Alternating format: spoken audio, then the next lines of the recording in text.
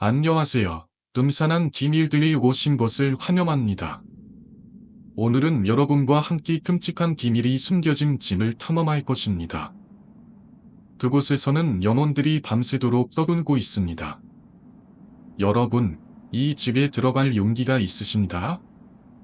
여러분은 이 집에서 어떤 일이 벌어질지 상상해 보셨나? 준비되셨다면 저와 함께 이 무서운 이야기 속으로 들어가 보시죠. 이 집은 그동안 수많은 이야기가 얽혀 있는 신비한 장소입니다. 어둠 속에서 감춰진 진실과 끔찍한 사건들이 이곳을 더욱 신비롭게 만들고 있습니다. 오늘 우리는 그런 이야기들을 살펴보게 될 것입니다. 오가시자. 제가 친구에게 들은 이야기로 꽤 오랜 시간 무서운 이야기로 기억에 남아있는 것입니다. 어느 중학교에 한 학생이 있었는데 나름대로 열심히 노력하고는 있었지만 원하는 고등학교에 갈 수 있는 입시 동점을 이룰 수가 없었다. 학생은 고민 깊게 한 묘한 무당을 찾아갔다. 무당은 부적을 하나 써주면서 고라니 먹이를 하나 구해다가 깊은 밤에 어느 군소당이 있는 버려지는 화장실에 던져더보라고 말했다. 다만 고양이 먹이를 던지면서 결코 화장실에 불을 켜지 말고 화장실에 뭐가 있는지 벗어나 나간다고 했다. 학생은 어차피 돈이 많이 뺏는 일도 아니어서 지푸라기라도 잡는 심답으로 동네 도둑고양이를 잡아다가 시키는 대로 했다. 우연인지 그 이후 학생은 성적이 쑥쑥 올라가서 가고 싶은 고등학교에 합격할 수 있었다. 장난 후 학생은 대학 입시를 앞두고 또다시 성적이 뜻대로 오르지 않았다. 너도나 대학에 대한 욕심이 강했던 학생은 다시 한번 일자는 무당을 찾아갔다. 무당은 이번에는 기의 머리를 구해서 깊은 밤 문제의 화장실에 던져둬보라고 말했다. 이번에도 결코 화장실에 불을 쥐어봐서는 안 된다고 말했다. 학생은 꺼내치겠지만 이번에도 시키는 대로 했고 번거롭게도 학생은 아슬아슬하게 대학에 합격할 수 있었다. 대학을 졸업하고 랩이 되어 학생은 90일부에 열중하고 있었다. 하지만 시험 덕수가 뜻대로 나오지 않아 고민했고 이번에도 다시 무당을 찾아가게 됐다. 무당은 이번에는 장남아이의 머리를 깊은 밤에 그 화장실에 던지라고 말했다. 저라며 머리를 사용한다는 것 때문에 학생은 갈등했지만 고시정하는 스트레스 때문인지 결국 학생은 마음을 붙였다. 병원 여환실에서 태어나자마자 죽은 아기의 시체를 구했다. 외과 화장실에서 학생은 그 어느 때보다 두려워하면서 아기의 머리를 던지러 갔다. 청취한 마음에 기도도 해보지 않고 허겁지겁 가방에서 머리를 꺼냈다. 그런데 그만 실수로 전등 스위치에 방풍씨가 부딪혀버린 것이다. 화장실에 불이 환하게 켜져서 보니 화장실 바닥에는 그 무당이 입을 벌린 채 기다리고 있었다. 과학 이야기는 90년대 후반에 퍼졌으며 최근 방송에서 한 여자 연예인이 들려지면서 전국적으로 유행한 이야기입니다. 한 여자가 있었는데 그녀는 총망 맞는 발레리나였다. 그러나 어느 날 갑자기 그녀는 암에 걸려 죽음을 앞두게 되었고 방사 투병하며 병원이 누워 고통스럽게 나날을 보내고 있었다.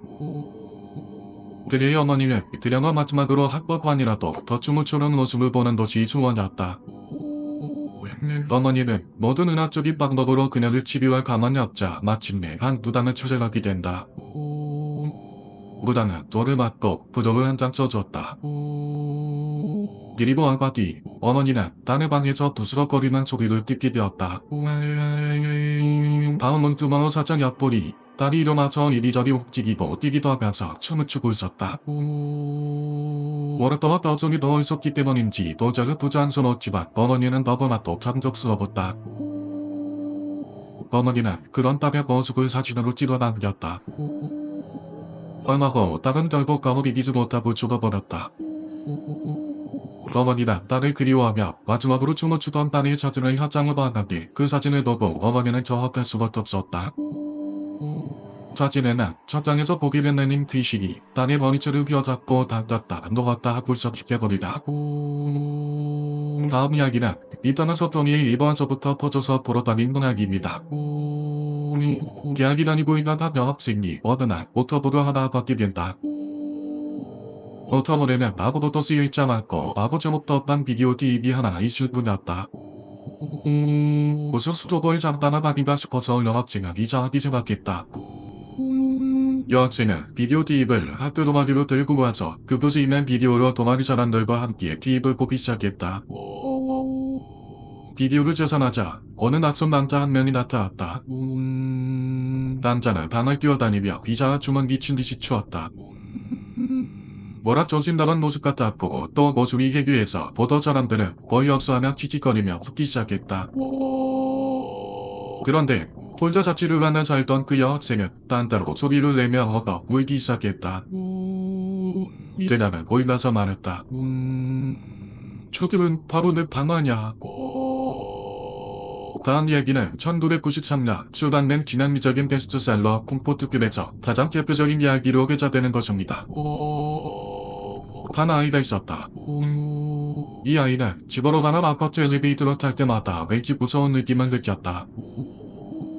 누군가 자신에게 속삭이는 소리가 들리는 듯하기도 하고 누군가 뒤에서 쳐다보거나 내려다보는 느낌도 들었다. 이 때문에 기쁜 맘 엘리베이터로 타고 집에 올라오는 것은 무척이나 무서워했다.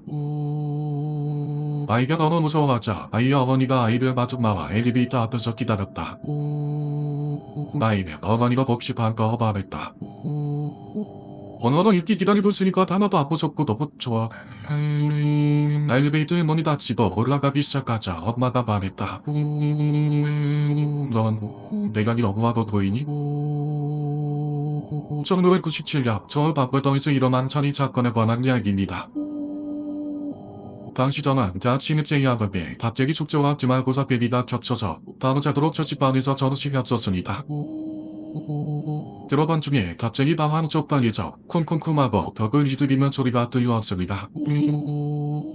평소에도 가동이 잘 안되는 얇은 벽으로 된 집이라는 것을 알고 있었기 때문에 저는 그리 개의치 않았죠.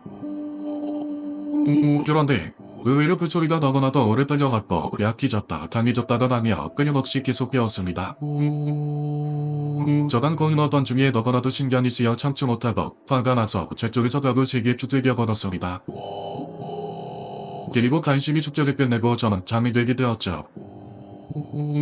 그런데 다음날 아침 어느덧 너비나 소리 일찍잠에서 깨게 되었습니다. 듣자 하니 경찰과 여자들이 모여있었고 옆방에서 본사고 도중에 살인 사건이 일어나 남편이 아내를 죽여버렸다고 했습니다. 남편이 경찰이 자수했기 때문에 경찰이 사실을 알게 되어 현장에 온 것이라고 말했습니다. 저는 약간 충격을 받았습니다만 어제 들었던 소리와 그 시각에 대해서 자세히 말해줬습니다. 제 이야기를 다 들은 하다보자는 어딘가 이해가 안 된다는 듯이 고개를 갸웃거리더니 말했습니다.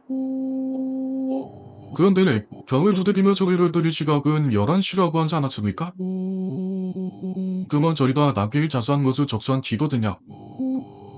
그런 결과 죽은 남편의 사망을 추적할 시각도 10시 이정도로 나오는데 그 말을 듣자 저는 도대체 무엇이 그날 밤에 벽을 두드린 것인지 상상이 되어 오싹한 생각이 한동안 멍했습니다. 후이담입니다만 근데 저 야간 근무 도중에 고참에게 이 이야기를 하자 이런 말을 해줬습니다.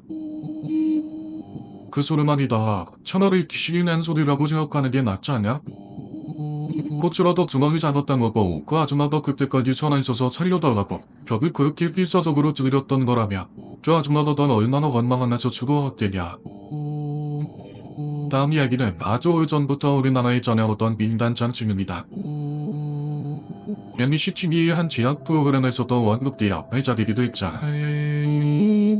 병원으로 오래 고생한 끝에 할머니가 죽음을 맞이했다.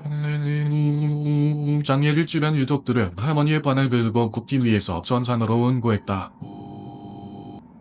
그런데 무덤 자리에 구덩이를 파자 구덩이에서 물이 새어나왔다. 유족들은 그 구덩이 옆자리에 다시 구덩이를 팠는데 이번에는 뱀이며 나무 뿌리가 구덩이 속에 꼼수를 부리고 있었다. 결국 유족들은 그 옆에 다시 구덩이를 판 뒤에야 할머니를 묻을 수 있었다. 사흘 뒤 죽은 할머니의 손녀가 자던 도중 죽은 할머니의 꿈을 꾸었다.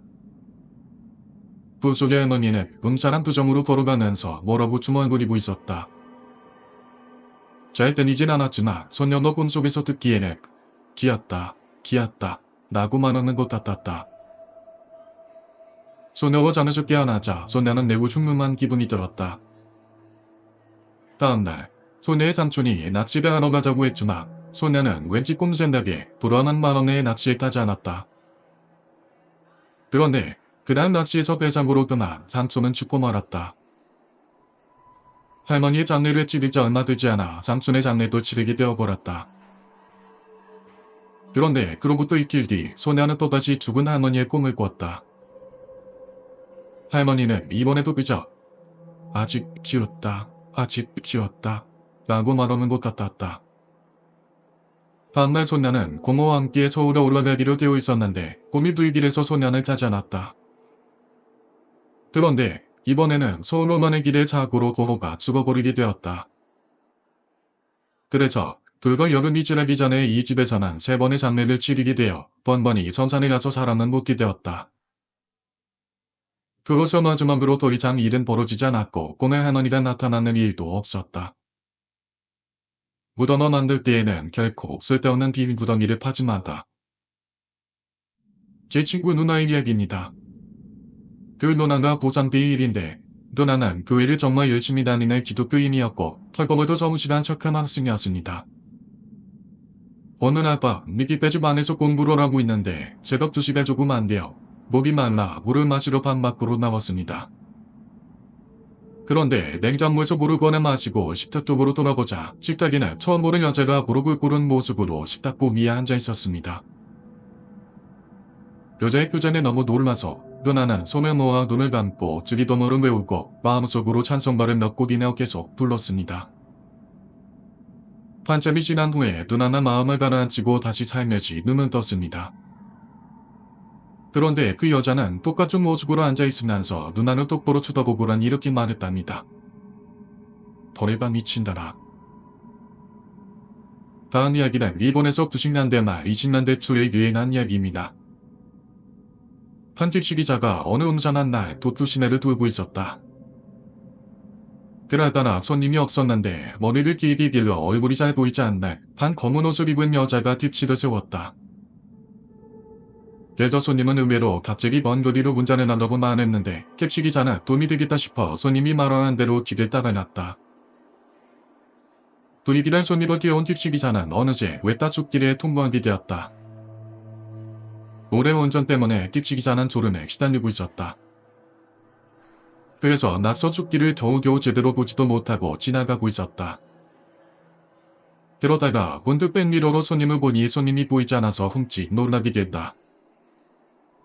뒷대론에 놀라서 택시를 세우고 보니 택시는 운전 실수로 낭떠러지에 떨어지기 직전이었다.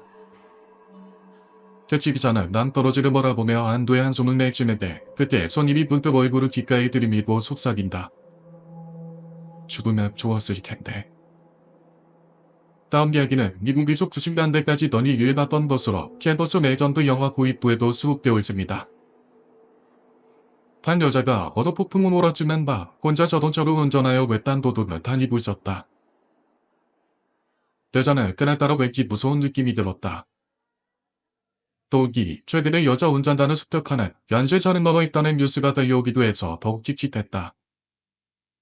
여자는 혼자서 노래를 흥얼거리기도 하고 애써 다른 생각을 해보려고 했지만 불길한 느낌을 떨쳐버리기 어려웠다.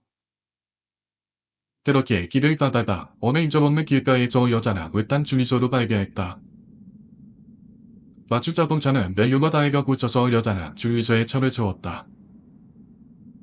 여자는 차에 기름을 가득 채워달라고 말했다. 주유소 주인은 마우스차에 기름을 채워두었는데 표정과 눈빛이 좀 이상했다. 주인은 여자를 보면서 주유소 건물 안으로 들어오라고 손짓을하는 듯하기도 했다. 그 표정이 너무 어두워서 여자는 더 으스스한 느낌을 받았다.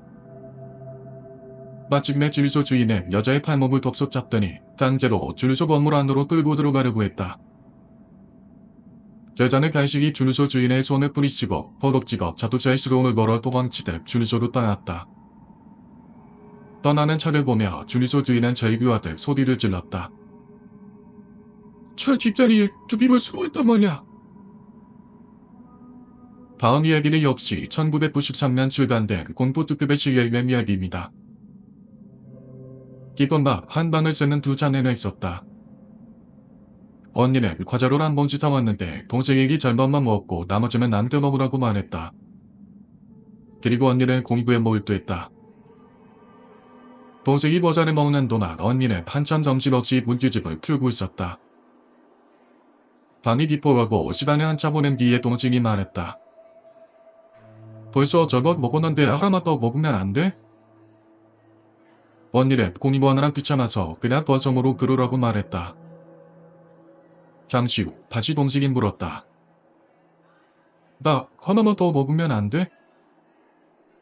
원님은 좀 귀찮아서 짜증이 났지만 이번에도 그러라고 말했다. 그런데 잠시 시간이 지나자 등 뒤에서 또 소리나 들려왔다. 다 먹고 2개밖에 안 남았는데 어떻게 해? 따뜻하게 다 먹으면 안 돼? 원님은 짜증이 나서 뒤를 돌아보며 소리쳤다. 그래 너 다 처먹어라. 그런데 거기에 동생은 온데간데 없고 머리를 길게 부어진 귀신이 오직중에 남은 동생의 손톱을 아기자기자 씹어먹으며 숨을 부리고 있었다. 이야기는 여기까지입니다. 아마 우리 공부학과 학생분들이라면 오늘 여러분이 들었던 이야기들은 단순한 괴담이 아닙니다. 그것들은 우리의 기억 속에 남아 언제든지 우리를 불러낼 수 있는 음산한 진실입니다. 이 비디오가 마음에 드셨다면 음산한 기밀들 채널을 구독하고 좋아요 버튼을 눌러주세요. 여러분의 무서운 경험을 댓글로 남겨주시면 다음 이야기에서 함께 나누어 보겠습니다. 감사합니다. 다음 시간에 뵙겠습니다.